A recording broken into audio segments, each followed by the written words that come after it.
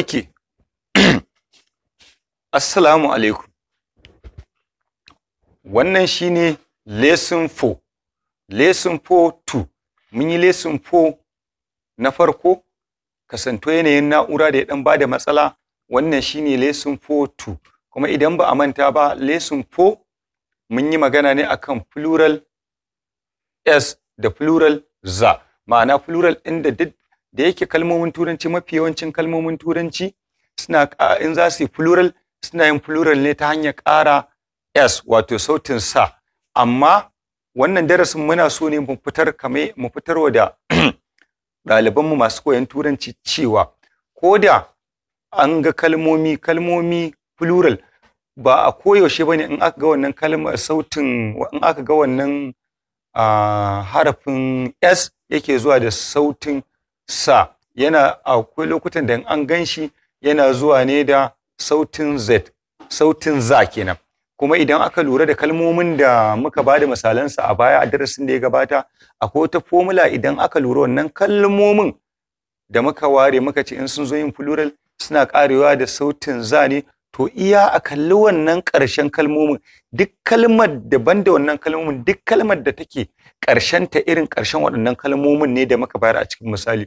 To idan an zo yin plural ɗinta, za a yi plural ɗinta ne ko da an sa mata s, to ba s za a faɗa ba, za a faɗi s ɗin ne da sautin za. Kuma za mu yi wannan darasin ne ta hanyar yin tambayoyi, tambayar menene wannan da tambayar menene waɗannan, domin ya zamanto ya ba mu damar yin practical ɗin, wato language practical da zai ba da damar wato mu ga abin aikace. A turanci idan za a ce menene wannan abu, za a ce what is this, menene wannan. Idan kuma za a ce menene waɗannan menene, za a ce what are these, waɗannan menene, ko kuma menene waɗannan. Okay, what is this, menene wannan. This is a leaf, wannan leɓe ne. This is a leaf, wannan leɓe ne. What are these, menene waɗannan. These are leaves, these are leaves. Duk korayen nan a saurara sosai za a ji. Yayin da zan faɗi plural ɗinsu, zan faɗe su ne s da kuma sautin sa, kamar yadda na ce haka. These are leaves, waɗannan laɓɓa ne. What is this, menene wannan. This is an egg, wannan wuya ne. This is an egg, wannan wuya ne. What is this, menene wannan. This is a chick, wannan kumatu ne. This is a chick, wannan kumatu ne. What is this, menene wannan. This is a throat, wannan maƙogwaro ne. This is a throat, wannan maƙogwaro ne. What are these, menene waɗannan. These are necks, waɗannan wuyaye ne. These are necks, waɗannan wuyaye ne. This is a neck, wannan wuya ne. These are necks, waɗannan wuyaye ne. This is a chick, wannan kumatu ne. These are chicks, waɗannan kumatuttuka ne. These are chicks, waɗannan kumatuttuka ne. What is this, menene wannan. This is a throat, wannan maƙogwaro ne.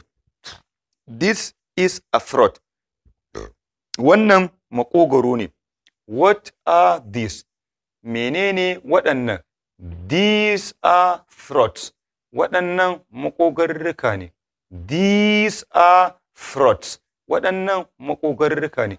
To waɗannan da na yi su da koren rubutu su ne misalan kalmomi daga cikin kalmomin turanci, ko kuma kalmomin body, wato jiki, da suke plural ɗinsu da s kuma a sautin ta a matsayin sa. To waɗannan su kuma da na yi su da jan rubutu, su kuma suna yin sautin za ne wurin yin plural, ko da an ga s, amma s ce amma sautin za ne. Don haka su ma ga su kamar yadda muka tsara su. What is this, menene wannan. This is a leg, wannan ƙafa ce.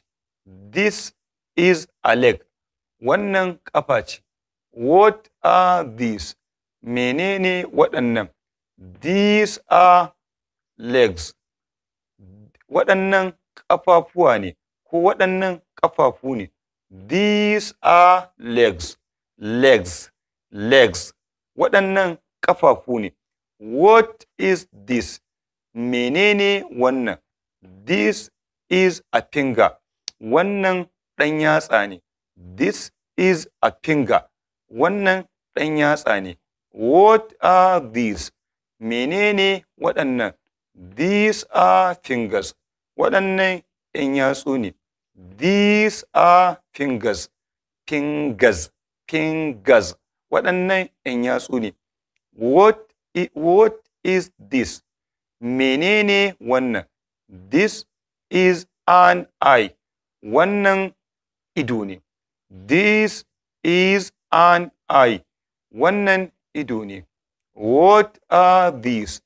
Menene waɗannan? These are eyes. These are eyes. Waɗannan idanuwa ne. These are eyes. Waɗannan idanuwa ne. What is this? Menene wannan? This is an ear. Wannan kunne ne. This is an ear. Wannan kunne ne. What are these? Menene waɗannan? These are ears. Waɗannan kunnuwa ne. These are ears. Waɗannan kunnuwa ne. To, babban mahimmancin da ke cikin ƙoƙarin tantance inda ya kamata a faɗe ta da sautin za, plural mai sautin za, shine yawancin kalmomin da suke masu kalmomin turanci inda suke da sautin za, duk da S ce, idan mutum ya kuskuren faɗas da sautin sa, to za su canza ma'ana ne. Misali kamar kalmar what is this? This is an eye. Wannan ido ne. Idan wurin faɗa plural ɗinsa aka ce these are eyes, to ya zama kalmar maimakon a ce eyes ma'anarta ta bada ma'anar idanuwa, to ta koma eyes ma'anar kankara. To don haka duk kalmar da tsautsayi in ya kamata a yi mata amfani da sautin za ne, mutum ya je ya amfani da sautin sa, to zai canza sautin kalmar da yake so ya amfani da ita, kuma canza kalmar zai janyo mai saurare ko ka karɓi saƙo ba daidai ba, ko kai ka isar da saƙo ba daidai ba saboda ka faɗi kalmar ba daidai ba. To ga exercise ma'ana ɗan practical na gaggawa da mutum zai danya gane ya fahimta ko bai fahimta ba. Misali, waɗannan kalmomin guda biyu, ɗaya a plural ɗinta za ta yi ne da sautin S amma me za. S ce amma ana pronouncing ɗinta ne da za. Ɗayan kuma S ce wadda ake pronouncing ɗinta da S ɗin. Saboda haka misali, what is this? Sai mutum ya maza ya bada amsa wannan ya gani. This is a heart. Wannan zuciya ce. What are these? Menene waɗannan? These are dash dash dash, sai mutum ya ƙarasa. Nan kuma shi ma what is this? Menene wannan? This is a hill. Wannan diddige ne ko dunduniya ce. What are these? What are these? Menene waɗannan? These are dash dash dash. Waɗannan sai mutum ya cike nan wurin da sautin, ya ɗauka ya turo min dan in ji yayi daidai. Sannan babban abin da za a fahimta a wannan darasin guda uku ne. Na farko shine in za a ce abu menene wannan abu da turanci za a ce what is this? In za a bada amsar sa za a ce this is a kaza, sai a faɗi sunansa. Sannan kamar yadda aka ce nan this is alif. Sannan abubuwan da suke in masu yawa ne za a tambaya waɗannan menene, ko ko menene waɗannan, za a amfani da kalmar what are these? Menene waɗannan?